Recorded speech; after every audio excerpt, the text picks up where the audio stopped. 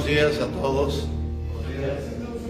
Qué gusto verles, aunque sea media cara, pero me da gusto verles.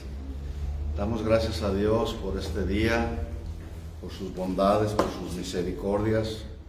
Dios es bueno, su misericordia es nueva cada mañana y estamos aquí con el propósito de escuchar su voz, atender a su consejo. Damos gracias a los pastores Llamas por esta bendición de poder pasar un buen tiempo con ustedes en casa. Les saludamos desde casa a todos los que nos ven a través de las redes de Casa de Oración Tijuana Loma Dorada. Sean bienvenidos a esta transmisión también y vamos juntos a aprender la palabra del Señor. ¿Está bien? Sí. Antes quisiéramos hacer una oración y ponernos en las manos del Señor. Padre, en el nombre de Jesús te damos gracias en esta mañana. Gracias por tu amor, gracias por tu misericordia, porque hasta este día, Señor, tú has estado con nosotros, nos has mantenido bajo tus alas, en tu gracia, en tu misericordia, Señor. Nos has mantenido no solamente con salud física, sino con salud espiritual, Señor. Te damos la gloria, te damos la honra a ti, Señor, y pedimos que en esta mañana tú hables a nuestro corazón, que tú nos enseñes, que tú ministres cada área de nuestra vida, Señor, para que podamos salir de este lugar llenos de ti, Señor, completos en ti, como lo establece tu palabra, y podamos enfrentarnos a un mundo que cada día se pone más en contra de tu iglesia, Señor. Pero tú dijiste que las puertas del Hades no prevalecerían contra ella. Así que en esta mañana, Señor, te alabamos, te bendecimos, te damos la honra y la gloria que tú mereces y pedimos que tú nos hables al corazón, Señor. Nos encomendamos a ti, Señor, y a la palabra de tu gracia. Amén y amén. Bien, pues vamos a continuar con la serie que sus pastores han estado desarrollando, frases bíblicas. Es bueno que tengan por ahí no solamente su Biblia, sino su cuaderno de notas, para que todo esto pues no quede solamente ahí en el pensamiento, y como son enseñanzas que nos instruyen, pues es bueno también hacer nuestras propias anotaciones.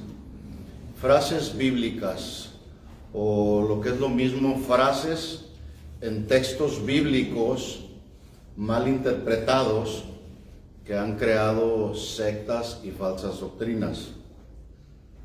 En el siguiente texto que yo voy a leer a continuación, encontramos una de esas interpretaciones equivocadas que la gente, por falta de estudio, por falta de profundizar en lo que la Biblia dice, pues van creando sus propias interpretaciones, y eso va trascendiendo a quienes prestan oído.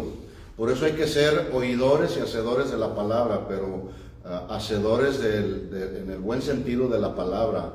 Así que trataremos de dar, en este mensaje yo pretendo tratar de que juntos le demos respuesta a dos preguntas. La primera es: ¿fue Pedro el fundador y edificador de la iglesia? ¿Fue Pedro el fundador y el edificador de la iglesia? Y la segunda pregunta es, si vamos a hablar de la iglesia, pues ¿qué dice la Biblia acerca de la iglesia?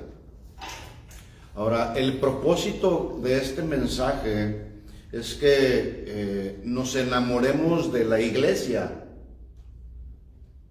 Que nos enamoremos de la iglesia, y en ese sentido nos comprometamos a amar la iglesia como es. Pero además, una vez que nos enamoramos de la iglesia, amamos a la iglesia como es, además estemos dispuestos a servir a la iglesia hasta que Jesús regrese o nos llame a su presencia. ¿Estamos de acuerdo? Bueno. En Mateo capítulo 16, versículo 18, está la frase donde muchos han hecho apreciaciones equivocadas y de ahí se han hecho interpretaciones como la que acabo de mencionar. Dice Mateo 16, 18, palabras de Jesús. Yo también te digo que tú eres Pedro, y sobre esta roca edificaré mi iglesia, y las puertas del Hades no prevalecerán contra ella.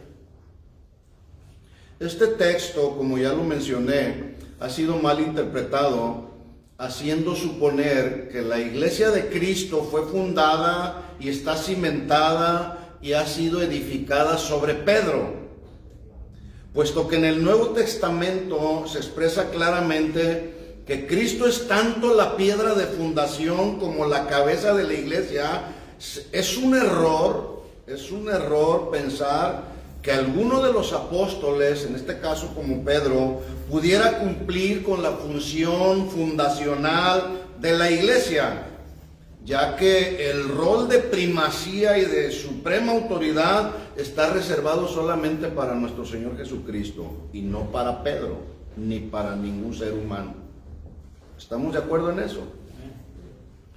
¿Se imagina usted si la iglesia fuera fundada o hubiese sido fundada o dirigida o edificada por un mortal como usted y como yo, que somos falibles, o por un mortal como Pedro, impulsivo? ¿Se imagina la iglesia? ¿Cómo estaría la iglesia en nuestros días?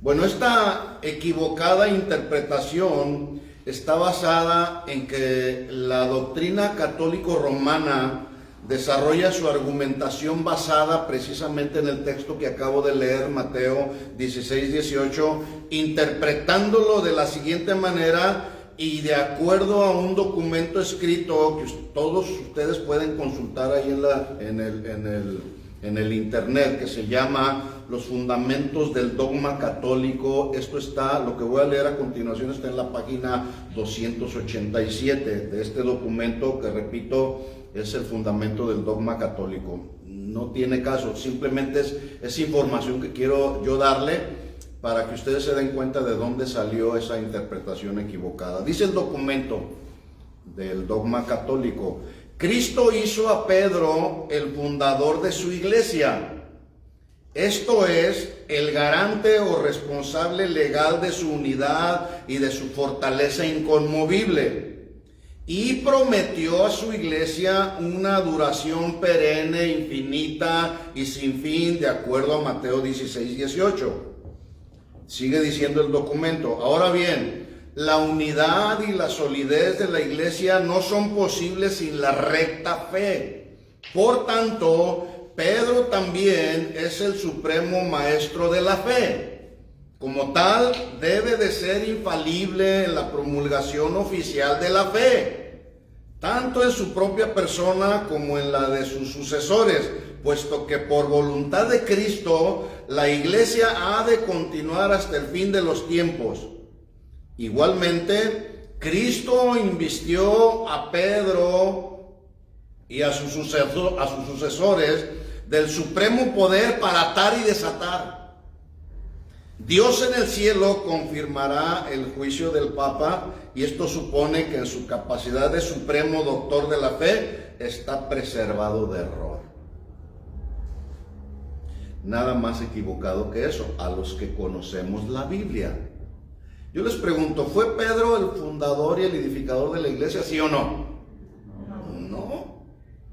Ahora, usted puede responder que no, porque usted estudia la Biblia y porque usted es expuesto a la sana doctrina, ¿sí? Pero fíjese cómo un error de interpretación ha llevado a mucha gente a estar equivocada en ese sentido, donde suponen o afirman que Pedro es el fundador de la iglesia. Más bien, las palabras de Jesús en Mateo 16, 18, según el texto, son mejor interpretadas como un juego de palabras en la que la verdad fundacional viene justamente de la boca de uno que es llamado roca pequeña. Vamos ahí al texto nuevamente. Cuando Jesús le dice a Pedro en el versículo 18, yo también te digo, esta expresión que Jesús está haciendo vale la pena rescatar que Jesús le está haciendo de una manera enfática. Yo también te digo así, de la misma manera como tú me dijiste algo tan importante como la confesión que tú hiciste acerca de mí. Estoy parafraseando las palabras de Jesús. Pedro dijo, tú eres el Cristo, porque Jesús preguntó, ¿quién dice la gente que soy yo? Y Pedro inmediatamente se levantó y da su opinión y dice, tú eres el Cristo, el Hijo del Dios viviente. Bueno, de esa misma manera Jesús le dice, yo también te digo acerca de ti que tú eres Pedro. Pedro. Este nombre Pedro es el término griego Petros, que se traduce roca pequeña. Entonces dice ahí, tú eres Petros, una roca pequeña, y sobre esta roca, refiriéndose a Jesús mismo, que la palabra roca es Petra, que significa una masa de roca gigante, refiriéndose a Jesús. Entonces podemos leer el versículo así. Tú eres Pedro, una roca pequeña, y sobre esta masa de roca gigante, refiriéndose a Jesús, dice, edificaré mi iglesia. ¿Quién es el edificador de la iglesia? Jesús. Lo vemos aquí en el texto, no es Pedro. ¿Sí? Ahora, notemos que Jesús está diciendo ahí con mucha claridad, mi iglesia, lo cual significa que Él es el único fundador, arquitecto, constructor, dueño y señor de la iglesia. ¿Estamos de acuerdo en eso? ¿Sí? Bueno, por lo tanto, otro error en el que se ha caído es presuponer una impecabilidad de la iglesia de Cristo. Una impecabilidad. La gente ve a los cristianos y nos quieren ver perfectos. ¿Habrá aquí alguna persona que sea perfecta? Díganos cómo le hace. No, todos somos seres imperfectos, unos más que otros, ¿sí? Entonces retomo el versículo 18. Yo también te digo que tú eres Pedro, y sobre esta roca, refiriéndose a Jesús, edificaré mi iglesia, la iglesia de Jesús, y las puertas del Hades no prevalecerán contra ella. Las puertas del Hades. Con esta frase, además, se ha pretendido, esta frase que significa, o que habla ahí, las puertas del Hades no prevalecerán contra la iglesia, se ha pretendido con esta frase ver a la iglesia así como en un rinconcito llena de temor y a la defensiva, tratando de protegerse de los ataques del diablo, cuando lo que realmente el texto está diciendo es al revés. Es el diablo el que está tratando de que la iglesia no penetre sobre las puertas del Hades, las que son las que no prevalecerán contra la iglesia. Pero la iglesia hasta nuestros días, aún a pesar de tanto ataque, aún a pesar de tanta oposición, a través del tiempo de la historia de la iglesia ha permanecido ahí atacando la ciudadela del infierno, sacando esclavos y cautivos del pecado a través de la predicación del evangelio, y hasta hoy nada ni nadie han podido impedir que la iglesia siga predicando el evangelio. Por lo tanto, la iglesia de Jesucristo necesitamos seguir predicando el evangelio. Amén. ¿Amén? ¿Sí, amén o amén no? Amén. Ahora, hay algo interesante también en este texto y en todo esto, en este solo texto que Jesús está hablando. Resulta que los materiales que Jesús ha usado para edificar la iglesia son materiales tan comunes y tan corrientes, tan baratos e insignificantes como el barro del cual tú y yo fuimos formados. En otras palabras, Jesús se está valiendo hasta el día de hoy de personas tan comunes y corrientes, más comunes que corrientes, tan pecadoras como tú y como yo, personas con tantos errores y defectos, debilidades, de los cuales se ha valido Jesús para edificar la iglesia. Somos tú y yo. Los materiales que Jesús está usando para edificar la iglesia. Entonces la siguiente pregunta, ya vimos que el edificador, el fundador, el dueño de la iglesia es Jesucristo y no Pedro.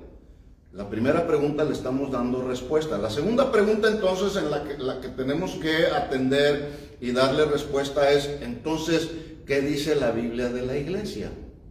La primera pregunta que debemos hacer después de esta, o la siguiente pregunta que debemos hacer es, ¿y qué es la iglesia? ¿Qué es la iglesia?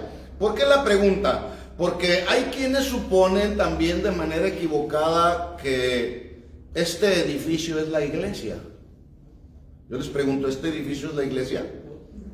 Porque eventualmente luego yo escucho por ahí personas que dicen, ¿a dónde vas? Pues voy a la iglesia. Cuando quizá la expresión más clara debiera de ser, voy al edificio donde se reúne la iglesia, ¿verdad? Nosotros los creyentes somos la iglesia, los niños, los jóvenes, los adultos, somos la propiedad de Jesús y a la cual Jesús nos está edificando y perfeccionando. Tú y yo, Jesús no ha terminado, Él sigue perfeccionando su obra en nosotros. Y la pregunta surge también, ¿qué es la iglesia? Surge porque hay quienes suponen que al llegar a ser parte de la iglesia, llegaron a la comunidad de creyentes perfectos, amorosos, sin defectos, sin equivocaciones. Error.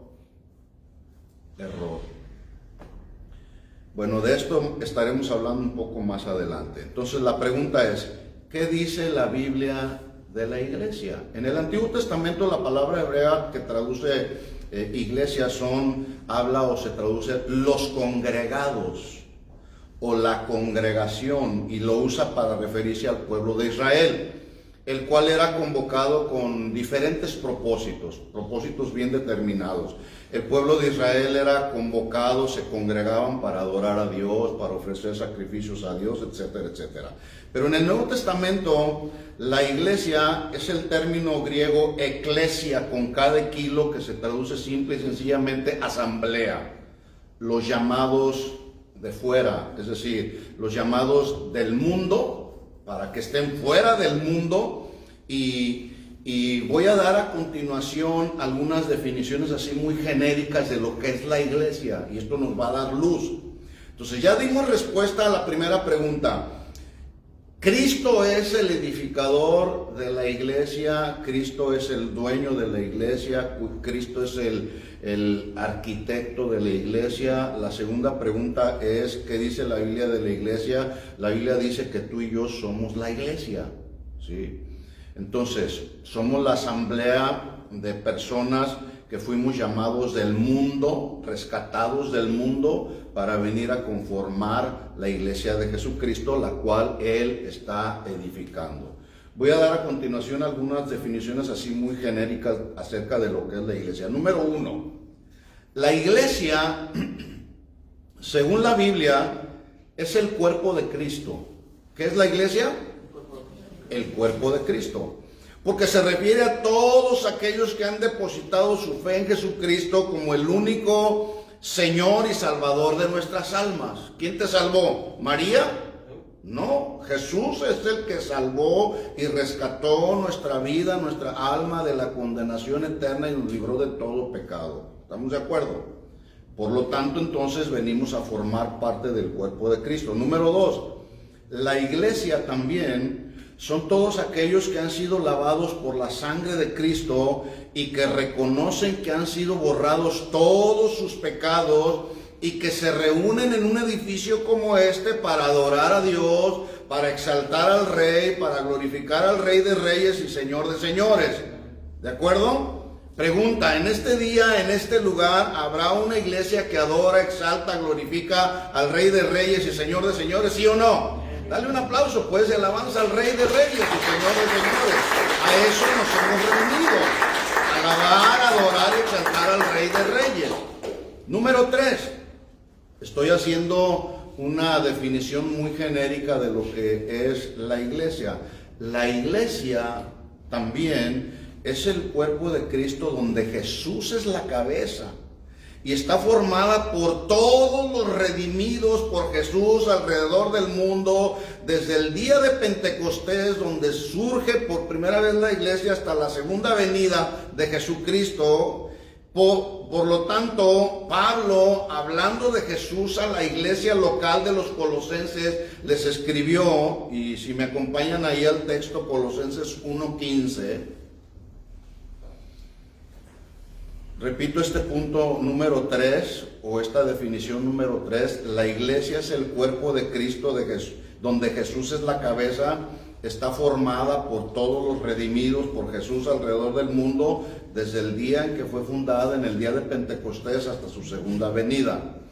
Y Pablo lo confirma así: Jesús es la cabeza de la iglesia. Colosenses capítulo 1, versículo 15 dice: Él es la imagen del Dios invisible, el primogénito de toda la creación, porque en Él fueron creadas todas las cosas, las que hay en los cielos, las que hay en la tierra, visibles e invisibles, sean tronos, sean dominios, sean principados, sean potestades. Todo fue creado por medio de Él y para Él, versículo 17, y Él es antes de todas las cosas, y todas las cosas en Él subsisten. Versículo 18, atención aquí, dice, versículo 18, y Él es la cabeza del cuerpo, que es la iglesia, el que es el principio, el primogénito de entre los muertos, para que en todo tenga Él la preeminencia, el primer lugar. ¿Quién tiene el primer lugar? Jesús en la iglesia. Pero Jesús debe de tener el primer lugar en nuestro corazón también. ¿De acuerdo? Atención aquí. A continuación, de acuerdo a esta definición que voy a dar, que es la número 4, yo quiero que usted note la realidad de lo que es la iglesia local. La iglesia local. ¿Sí? La iglesia, o la iglesia alrededor del mundo también. ¿Sí? La iglesia está conformada, escuchen bien esto, mis hermanos, por aquellos creyentes pecadores redimidos, imperfectos, inmaduros, algunos más que otros, pero en el proceso de alcanzar madurez. ¿Cuántos de esos hay aquí? La iglesia también es aquella que está formada por creyentes en el proceso de santificación, reedificación, a través de lo que yo llamo como una remodelación espiritual. Esa es y esa ha sido la realidad de la iglesia desde los días que fue fundada por Jesús. Le doy un ejemplo. Una ocasión narra la Biblia que al andar Jesús por la ciudad de Capernaum, esta narración está en Mateo capítulo 9, porque a veces, yo decía al principio que a veces las personas llegan a la congregación y llegan con expectativas irrealistas de lo que en realidad es la iglesia. Llegan pensando que ya llegaron a una comunidad de creyentes perfectos, que ya no pecamos. Pero no, esa no es la realidad de la iglesia. La realidad de la iglesia es que todos estamos en remodelación. ¿Cuántos están en remodelación? Dile a la persona que tienes por ahí junto a ti: tenme paciencia, estoy en remodelación. Estoy en remodelación. En Mateo capítulo 9, versículo 9, dice la Biblia que Jesús estaba en el proceso de reclutar la gente que le estaría ayudando a desarrollar el ministerio, a enseñarlos, a ministrarlos, para después dejarles la responsabilidad de continuar la obra que Jesús inició de la evangelización del reino de Dios en la tierra. En Mateo 9:9 dice: vio a un hombre llamado Mateo, que estaba sentado al banco de los tributos públicos, y le dijo, ¿alguien sabe lo que le dijo? Una sola palabra le dijo. Ve a Mateo ahí en el banco de los tributos públicos y le dijo: sígueme, sígueme. Nada más eso le dijo Jesús. Por lo menos en esta narración de Mateo no se dice otra cosa. Jesús voltea con él y le dice: sígueme. Y este Mateo se levantó y le siguió. Yo puedo notar aquí que Mateo se levanta y le sigue, y nunca le preguntó Mateo: ¿a dónde vamos? ¿Qué vamos a hacer, Jesús? ¿Cuánto me vas a pagar? Obviamente, siendo un hombre que recibía dinero, que tenía un enfoque en el dinero, incluso codicia por el dinero. Noten ustedes que no le preguntó: sí, Señor, me está llamando, pero ¿cuánto me vas a pagar? No dice así, dice simplemente que se levantó y le siguió. Ahora, yo le quiero preguntar a usted: Si usted está por ahí tratando de buscar hacer un equipo para su negocio, para alguna actividad que quiera usted desarrollar, ¿usted llamaría a formar parte a su equipo a un publicano recaudador de impuestos considerados ceremonialmente impuros, como todos aquellos que han sido infectados con este virus mortal, el COVID-19, que nadie se les puede acercar porque se pueden contagiar? Bueno, más o menos es el sentido de que la sociedad les daba a los publicanos. No se les acercaban porque eran inmundos, ceremonialmente eran inmundos, y además eran clasificados por la sociedad como pecadores porque eran abusadores en el cobro de los impuestos y los cobraban de manera excesiva. No los querían, en pocas palabras. Bueno, ¿usted llamaría a un cobrador de impuestos como Mateo, con esas características, a formar parte de su equipo? Yo no. Pero saben que Jesús sí lo hizo. Jesús sí lo hizo, y además dice la Biblia que se sentó con ellos. Dice el versículo 10: aconteció que estando él sentado a la mesa en la casa, he aquí que muchos publicanos y pecadores habían venido y se sentaron juntamente a la mesa con Jesús y con sus discípulos. No solamente estaba Jesús ahí en la mesa, sino estaban los discípulos de Jesús, los que ya había llamado. En la narración del Evangelio de Marcos y Lucas se dice que fue Mateo el que convocó a esta reunión ahí en su casa. Aquí solamente dice que llegó Jesús a la mesa, se juntó con publicanos y pecadores, y versículo 11, cuando vieron esto los fariseos, dijeron a los discípulos: ¿por qué come vuestro maestro con los publicanos y pecadores? Al oír esto Jesús, dice el versículo 12, les da una respuesta de lógica elemental. Yo me supongo que están ahí en la mesa y están los escribas y los fariseos, porque dice que Jesús oyó el comentario o la pregunta que le hicieron a los discípulos los fariseos. Entonces Jesús escucha la pregunta, quizá los tenía muy cerca de ellos, y les responde Jesús. Bueno, escuchen esto, la respuesta a su pregunta es: los sanos no tienen necesidad de médicos, sino los enfermos.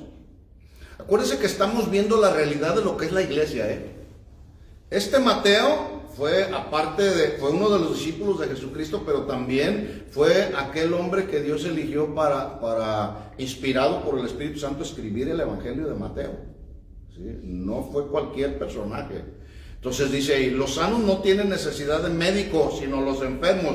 Lo que Jesús está tratando de decirles es: nadie puede extrañarse de ver a un médico donde están los enfermos. Lo que sí sería extraño es ver a ese médico procurando atender a los que están sanos, ¿verdad? En otras palabras, lo natural, lo lógico es que un médico acuda al auxilio de los enfermos. Por lo tanto, Jesús vino a ser el médico celestial enviado por el Padre para sanar a los de quebrantado corazón. ¿Cuántos ya han sido sanados en su corazón? Veníamos quebrados del mundo, venimos a los pies de Cristo, y Jesús empezó a sanar, como el médico de médicos, empezó a sanar nuestro corazón. Versículo 13, después que les da esta respuesta a Jesús, les dice: ok, ahora vayan y aprendan. Porque estos se consideraban muy conocedores y cumplidores de la ley. Entonces Jesús les dice: vayan, aprendan lo que significa misericordia quiero y no sacrificio, porque no he venido a llamar a justos, sino ¿a qué? A pecadores al arrepentimiento. Oiga, escuche esto: de esos pecadores genuinamente arrepentidos es que está conformada la iglesia. ¿Ya se había dado cuenta de eso? De esa clase de pecadores como Mateo fue y ha sido conformada la iglesia. Por lo tanto, la iglesia, la realidad de la iglesia es que está siendo conformada por pecadores arrepentidos, por inmaduros que estamos en el proceso de madurez, como tú y como yo. Esa es la realidad de la iglesia. Segunda de Corintios capítulo 4, versículo 8. Pablo da otro matiz acerca de lo que es la realidad de la iglesia. estamos tratando de responder a la pregunta, ¿qué dice la Biblia acerca de la iglesia? ¿Sí? Bueno, los que conformamos la iglesia somos como aquellos que se refiere Pablo ahí en estos siguientes versículos, 2 de Corintios 4:8. Los que conformamos la iglesia somos los que estamos atribulados en todo, mas no angustiados. ¿Cuántos hay de esos aquí? Atribulados en todo, mas no angustiados. Esto significa que los salvados, redimidos por la sangre del Cordero, ya no nos van a venir las tribulaciones. De hecho, le tengo buenas noticias, las tribulaciones son buenas y necesarias porque a través de las pruebas y las tribulaciones es que vamos madurando en la vida cristiana. Así que ese asunto que por ahí dicen que los cristianos no debemos de sufrir, que los cristianos no nos debemos enfermar, es una interpretación equivocada, porque los cristianos nos enfermamos, a los cristianos nos vienen pruebas, a los cristianos nos vienen necesidades, a los cristianos nos vienen aflicciones, pero Jesús dijo, en el mundo tendrán aflicciones, pero confiad, yo he vencido al mundo. Esa es la iglesia. Esa es la realidad de la iglesia. Estamos atribulados, dijo Pablo, en todo, mas no angustiados. Esta frase se traduce más claramente de la siguiente manera: estamos amontonados de tribulación en todo, pero no angustiados. Es decir, no estamos reducidos al extremo de la desesperación. Aún hay esperanza, aún hay confianza, aún hay fuerza espiritual. Era lo que estaba tratando de decir Pablo cuando hace esta expresión. Estamos atribulados en todo, mas no angustiados. Pablo sufrió de tribulaciones, claro que sufrió de tribulaciones. Y luego sigue diciendo el apóstol Pablo, esta es la realidad de la iglesia: en apuros, mas no desesperados. ¿Alguna ocasión alguno de ustedes se ha encontrado en algún apuro? O quizá eventualmente tú te encuentras en el día de hoy en algún apuro apremiante, algo que te está quizá robando la paz. Bueno, todos de alguna u otra manera en algún momento de nuestra vida nos hemos encontrado en apuros. Pero dice Pablo aquí, estamos en apuros, pero no estamos desesperados.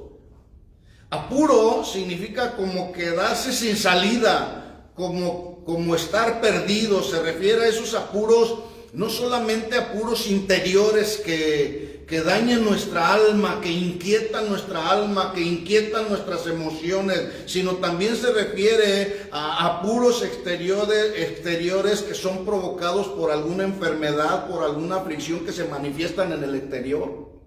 Entonces Pablo se está refiriendo a estos apuros interiores, pero también apuros exteriores. Y lo que Pablo está diciendo es que estamos en apuros, pero no desesperados, no desconcertados ni desconcentrados de nuestra labor en esta tierra, puestos los ojos en Jesús, el autor y el consumador de nuestra fe. Hay apuros, sí, pero no estamos desesperados. Seguimos poniendo nuestra mirada en Jesús, que es el Señor de nuestra alma. Estamos en apuros. Versículo 9 dice, perseguidos, mas no desamparados. Esto es lo que la Biblia está diciendo acerca de la iglesia, mis hermanos. Y a veces llegamos con ideas diferentes acerca de lo que es la iglesia. Inclusive hay personas en las iglesias locales que andan de iglesia en iglesia en iglesia, de congregación en congregación en congregación, buscando la iglesia perfecta. Quiero decirles que la iglesia perfecta no existe, porque no existen las personas perfectas, no existen. ¿Sí?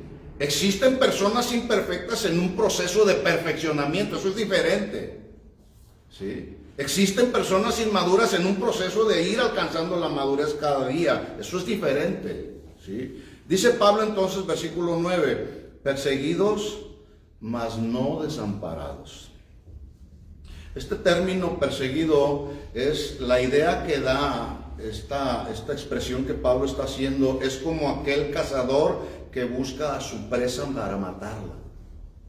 Sí, yo no sé mucho de cacería, pero Pablo fue un hombre que entendía perfectamente lo que persecución a los cristianos significaba, porque él fue un perseguidor de la iglesia.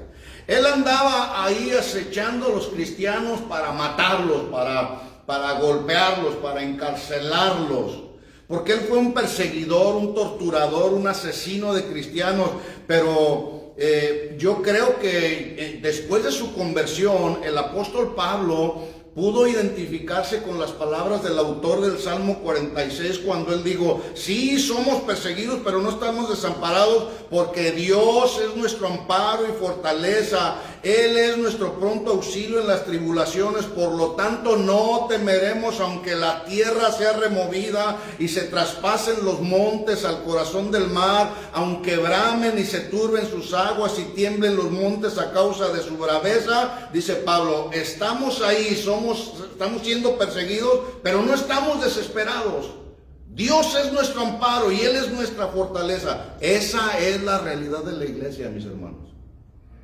Esa es la realidad de la iglesia. Yo creo que Pablo también se identificó con las palabras de David escritas en el Salmo 59, cuando David dice: pero yo cantaré de tu poder y alabaré de mañana tu misericordia, porque has sido mi amparo y mi refugio en el día de mi angustia. ¿Sabe usted cuándo escribió David el Salmo 59? Cuando estaba siendo perseguido por Saúl para matarlo. Saúl estaba persiguiendo a David y lo quería matar. Había una persecución y entonces David responde. Así es como usted y yo debemos de responder. Sí, estamos siendo perseguidos. A lo mejor usted y yo no estamos experimentando una persecución como la que experimentaron los primeros cristianos, pero hay persecución religiosa también. Hay una persecución religiosa donde los falsos maestros quieren imponer, donde las filosofías de este mundo quieren imponer y quieren llenar nuestra mente y nuestro corazón de toda esa basura. Por eso es que usted y yo necesitamos mantenernos en el consejo de Dios, ¿sí? Necesitamos mantenernos fundamentados en la palabra del Señor. Así que, hermanos, la iglesia ha sido y seguirá siendo perseguida, pero no debemos amedrentarnos. Entonces dice Pablo, perseguidos, pero reconociendo que no estamos desamparados. Sigue diciendo Pablo en el versículo 9, derribados, pero no destruidos. Esto quiere decir que seremos quizá en algún momento dado en nuestra vida cristiana, quizá derribados, tirados al suelo, quizá en alguna ocasión hemos tropezado, pero no estamos destruidos. Aún hay vida, y en tanto haya vida hay esperanza, mis hermanos. Estamos derribados, pero hay que levantarnos. No hay que quedarnos ahí derribados, hay que levantarnos. Las pruebas, las luchas, las aflicciones, esas seguirán hasta que el Señor venga por nosotros o nos llame a su presencia. Pero si en alguna ocasión somos derribados, levántate y vamos a seguir adelante en la carrera de la vida cristiana. Versículo 10. Llevando en el cuerpo siempre, dice Pablo, y por todas partes, la muerte de Jesús, para que también la vida de Jesús se manifieste en nuestros cuerpos.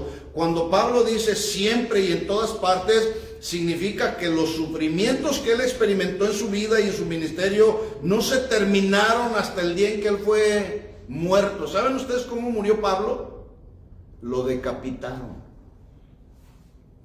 Cuando Pablo dice, llevando en nuestro cuerpo siempre por todas partes, él vivió en carne propia todos los sufrimientos que tuvo que experimentar en su vida y en el ministerio hasta el último día que lo decapitaron. Por eso es que el ejemplo de Pablo nos llama nuestra atención para permanecer siendo parte del cuerpo de Cristo, aún a pesar de las pruebas, aún a pesar del sufrimiento, aún a pesar de lo que venga a nuestra vida. Y el mundo en el que nos tocó vivir, no se ve nada bueno alrededor. Pero nuestra mirada no debe de estar puesta en lo que estamos viendo a nuestro alrededor. Nuestra mirada debe de estar puesta en Jesús. Amén. Bueno, esa es la realidad de la iglesia. ¿Qué dice la Biblia acerca de la iglesia? Eso es lo que dice la Biblia. Vamos a ver otro texto que nos muestra la realidad de la iglesia. Efesios capítulo 4, versículo 11. Versículos que todos conocemos. Estoy dando solamente algunos panoramas de lo que la Biblia dice acerca de la iglesia. Y cómo Jesús está edificando a su iglesia. Es Jesús el que está edificando y perfeccionando a su iglesia, no es Pedro. ¿sí?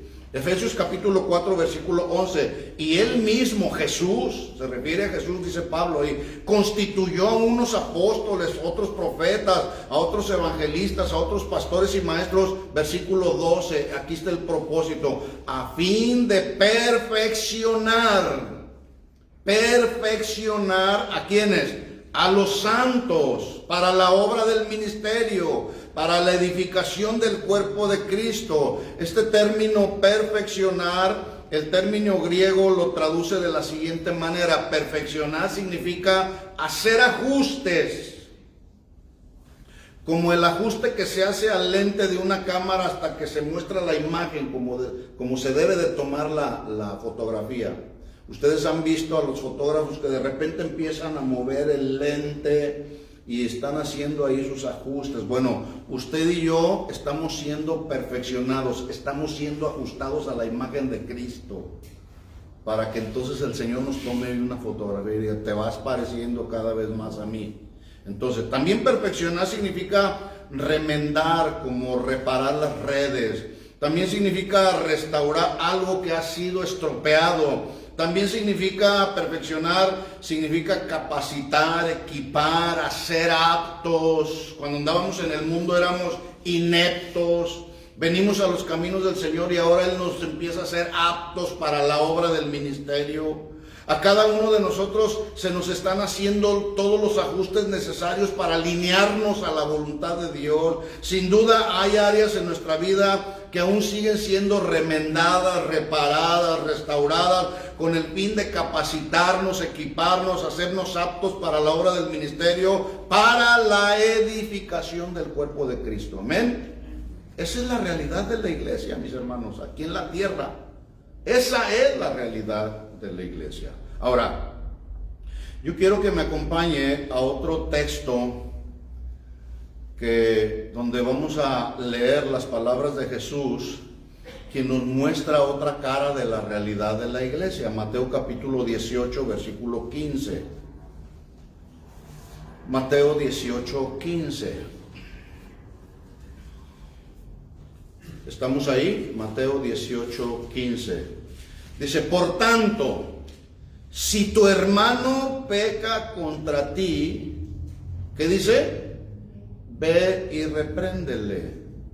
Aquí reprender se traduce convencer, redarguir, amonestar. Y luego dice cómo, tú y él solos. Si te oyere has ganado a tu hermano. Este es uno de los textos claves en el Nuevo Testamento que se usan para hablar acerca de la disciplina en la iglesia. Sin embargo, aparte de ese tema que se ve aquí, también nos da otra enseñanza que este texto nos ofrece y que está ahí de forma implícita. El texto nos dice que hay una relación filial o de afiliación o de aliados entre los creyentes que no nos permite ser indiferentes cuando vemos a un hermano que no anda caminando bien. Por eso dice Jesús, si tu hermano peca contra ti, no puedes ser indiferente. Tú no puedes decir, pues allá que siga en su estilo de vida, ¿verdad? No, lo que el texto nos está enseñando es esa relación filial que hay entre los hermanos. No podemos ser indiferentes el uno al otro. Ve y reprende, le dice el Señor. No lo dejes como está. No lo dejes que siga en sus malos caminos, en sus conductas inapropiadas. Ve y repréndele, amonéstalo, alínealo. Eso es lo que está tratando de decir el texto. Si tu hermano peca contra ti. Ahora, yo quiero, mis hermanos, que seamos francos con nosotros mismos y que reconozcamos que la iglesia de hoy, de todos los tiempos, ha estado y seguirá estando lejos de ser una comunidad de creyentes perfectos. Es más, no existe, ya lo dije.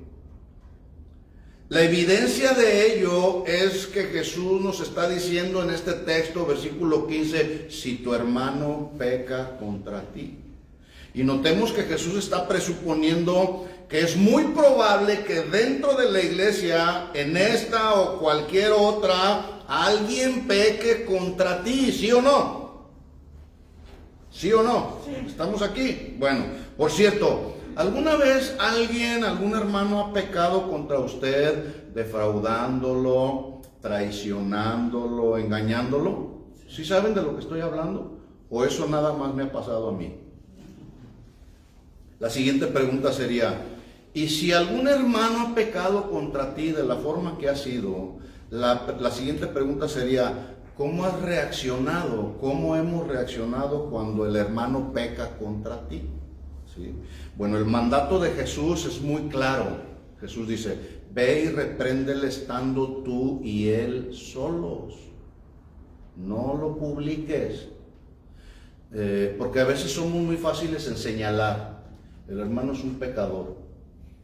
Aquel hermano es un adúltero. No te juntes con él.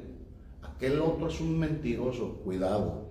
Si tú te diste cuenta que el hermano anda en una conducta inapropiada, tú tienes que ir, según lo que dice Jesús en el texto, tienes que ir por esa relación filial que hay entre los hermanos y amonestarlo y reprendiéndolos, pero tú y él solos. Si te oyere, gloria a Dios, ganaste a tu hermano. ¿Sí? Versículo 16. Mas si no te oyere, toma aún contigo a uno o dos, para que en boca de 2 o 3 testigos conste toda palabra. 17. Si no los oyeres, dilo a la iglesia. Cuando Jesús dice dilo a la iglesia, ¿a qué iglesia se refiere? ¿A la iglesia universal alrededor del mundo? Por supuesto que no. No se refiere a la iglesia en el mundo, sino a la iglesia local, al grupo de creyentes que se congregan para adorar y recibir la palabra de Dios. Y dice ahí, y si no oyere a la iglesia, esto significa que la iglesia, tú y yo, a quienes se presenta el ofensor, es una iglesia que oye un reporte, que tiene toda la autoridad y capacidad bíblica para juzgar un asunto, y en ese sentido entonces amonestar, restaurar y no aniquilar al hermano que es el ofensor, ¿verdad? Regularmente, a veces lo que sucede en la práctica es que en lugar de restaurar al hermano, aniquilamos al hermano. Cuando la Biblia dice en Gálatas capítulo 6, si alguno fuere sorprendido en alguna falta, ustedes que son espirituales, restaurarle con espíritu de mansedumbre.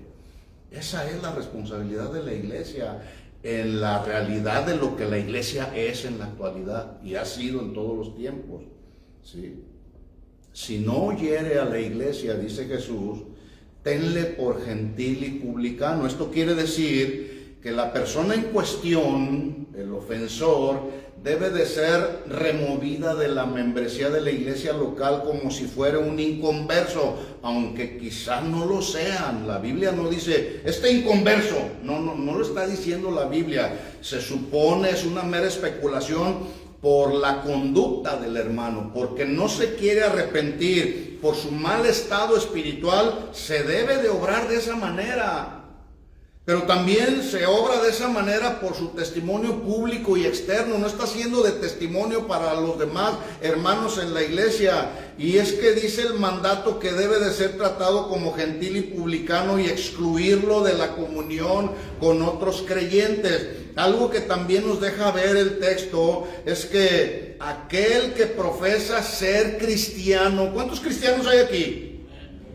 Ok, ¿cuántos nos están viendo? Muchos, que los que están escuchando, supongo que todos son cristianos. Bueno, lo que también este texto nos deja ver es que todo aquel que profesa ser cristiano, escuchen esto, debe de ser miembro de una iglesia local. Nadie puede ser excluido si antes no ha sido incluido. Eso es claro. A nadie se le puede excluir de la comunión de otros creyentes si antes no fue incluido. Por lo tanto, ser miembro de una iglesia local no es opcional para uno que dice ser cristiano, debido a que la iglesia de Cristo, la iglesia es el cuerpo de Cristo, claro. Nadie puede decir, bueno, yo voy a andar como el llanero solitario. Es más, ni el llanero solitario andaba solo, traía por ahí un compañero. Si tú dices que eres parte del cuerpo de Cristo, pues necesitas formar parte de una iglesia local. Voy a leer una escritura que me va a ayudar a confirmar lo que les he afirmado hace un momento. Pablo, hablando acerca de nuestros deberes como cristianos, escribió a los miembros de la iglesia local en Roma y les dijo en Romanos 12:3, voy rápido ahí. Dice ahí, Romanos 12:3, digo pues, por la gracia que me es dada a cada cual que está entre vosotros, que no tenga más alto concepto de sí que el que debe de tener, sino que piense de sí con cordura, conforme a la medida de fe que Dios repartió a cada uno. De manera así muy simple y muy coloquial, este versículo yo lo traduzco de la siguiente manera: no te creas la última Coca-Cola del desierto. Porque a veces decimos, yo ya soy cristiano, yo ya tengo la salvación y los demás que se vayan al infierno. No es esa la actitud que debemos de tener.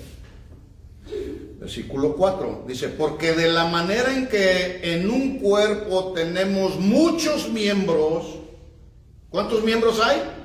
Muchos miembros. Está haciendo Pablo una analogía acerca del cuerpo. Solamente para darnos una idea, el cuerpo humano tiene de 206 a 208 diferentes huesos, los cuales los huesos funcionan entre sí ayudándose unos a otros y funcionan de manera perfecta, no funcionan de manera individual. ¿Verdad que no? No. Dice entonces Pablo, de la manera en que en un cuerpo tenemos muchos miembros, pero no todos los miembros tienen la misma función, así nosotros, siendo muchos, somos un cuerpo en Cristo. Ahora, dicen los libros de biología que hay 5 de los órganos que cumplen funciones indispensables para la supervivencia de una persona.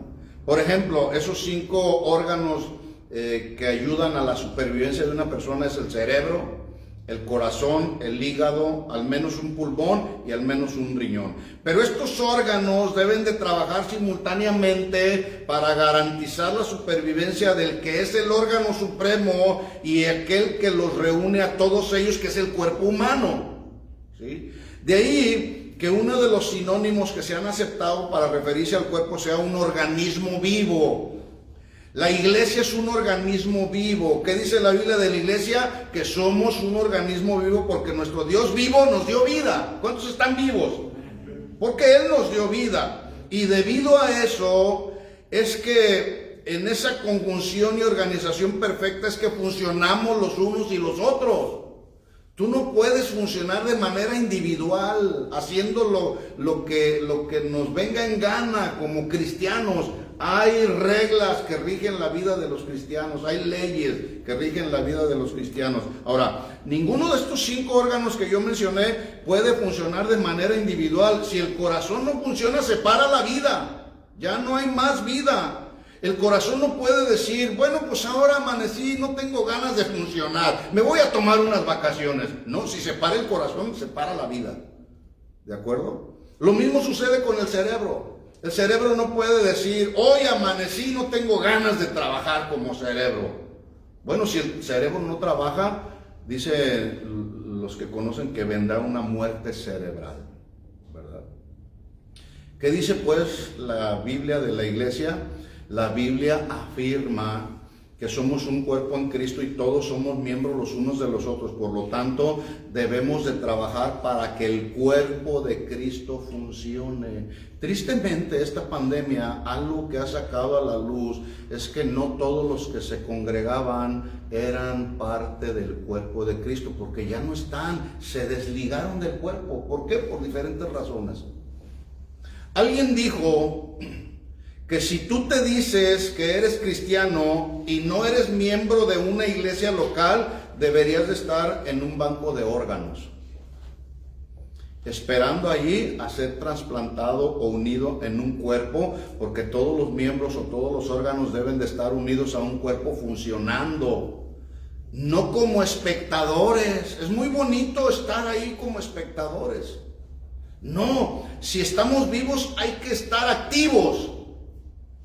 Un músculo sin movimiento que no se ejercita tarde o temprano le vendrá una atrofia muscular.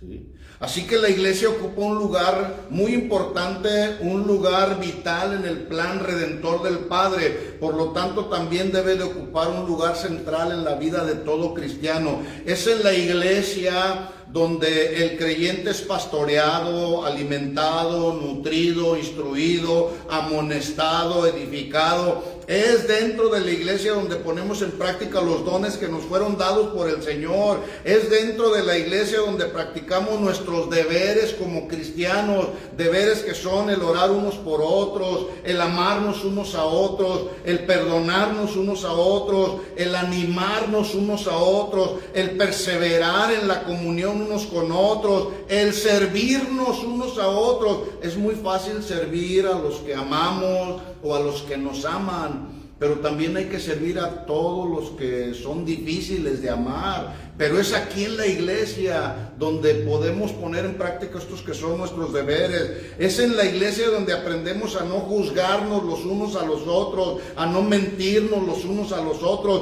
¿Por qué? Porque la Biblia dice que somos miembros del mismo cuerpo los unos y los otros.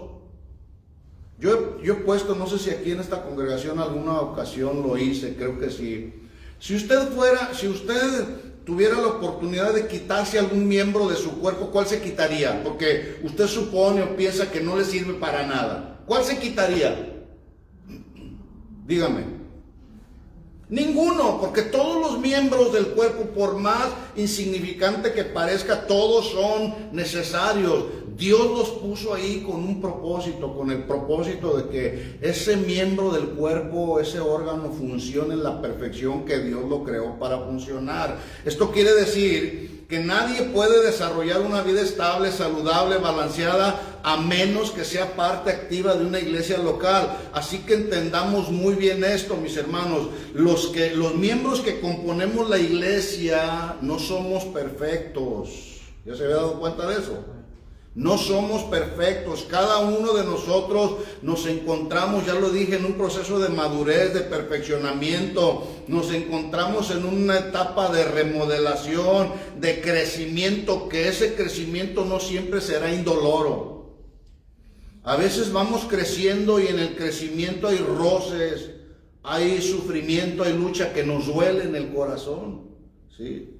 Por ejemplo, cuando una casa está en proceso de remodelación, hay mucho ruido, hay muchos golpes, hay máquinas trabajando, hay taladros sonando a toda su capacidad, y los que viven a los lados, a un lado y a otro, no pueden hacer otra cosa en ese proceso de remodelación. Quizá puedan estar al borde del colapso, pero se aguantan porque no pueden ir a otro lado. ¿Cuántos saben de lo que estoy hablando?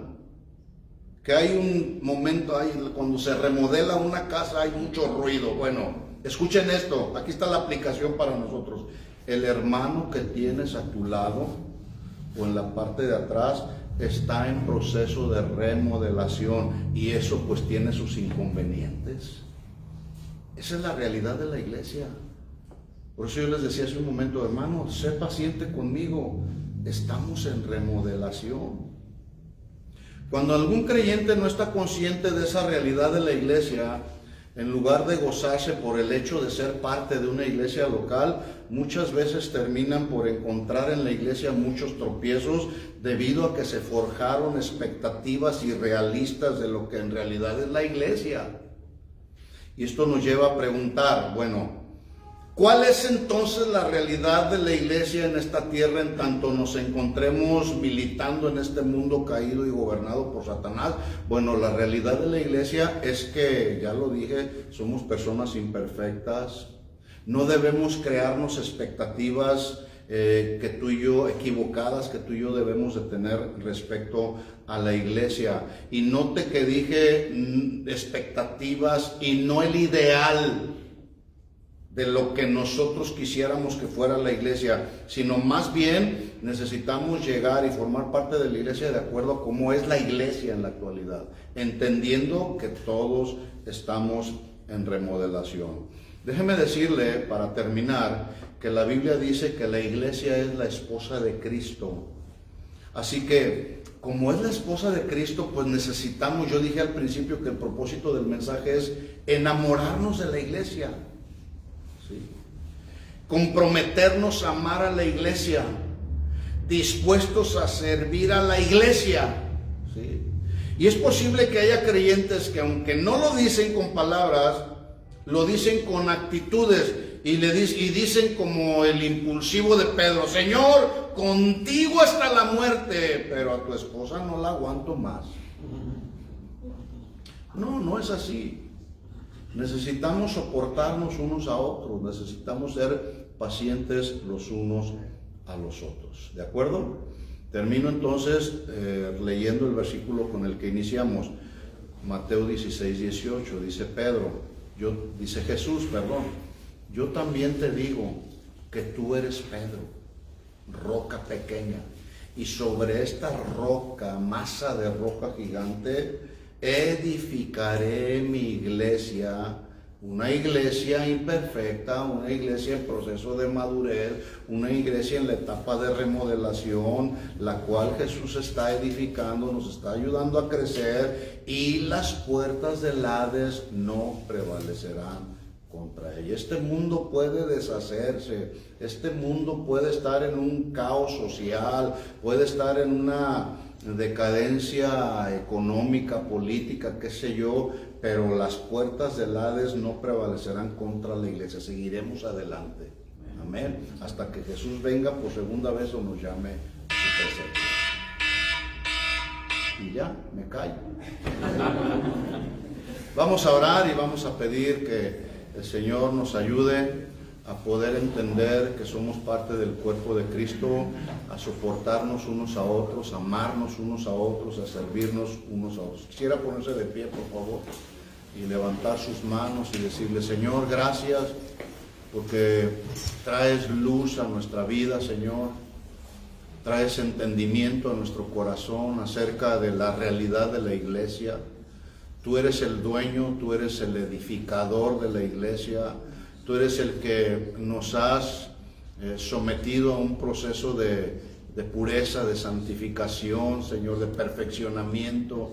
Estamos conscientes que no lo hemos alcanzado todo, Señor, pero queremos hacer lo que hacía Pablo, seguir hacia adelante, hacia el premio del supremo llamamiento en Cristo Jesús. Señor, ayúdanos a cada día poder tener un claro entendimiento de que en este tiempo, Señor, estamos en un proceso, Señor, donde tú nos llevas día con día, Señor, hacia la madurez. Ayúdanos, Señor. No nos dejes de tu mano, Señor. Tampoco nosotros nos queremos separar de ti. Queremos mantener siempre nuestra mirada fija en Jesús, el autor y el consumador de nuestra fe, Señor.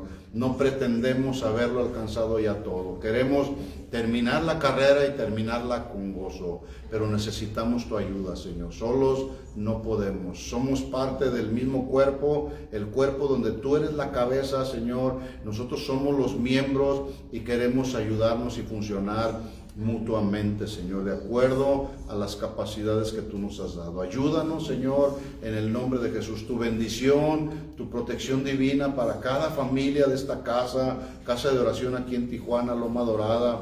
Bendecimos esta casa, bendecimos este cuerpo de Cristo, esta iglesia local, la bendecimos y pedimos, Señor, que día con día ellos sigan creciendo y alcanzando madurez y semejanza de Cristo cada día, Señor. Te lo pedimos todo esto en el nombre de Jesús. Y la iglesia dice amén, amén, amén y amén. ¿Puedes darle un aplauso de alabanza a Jesús?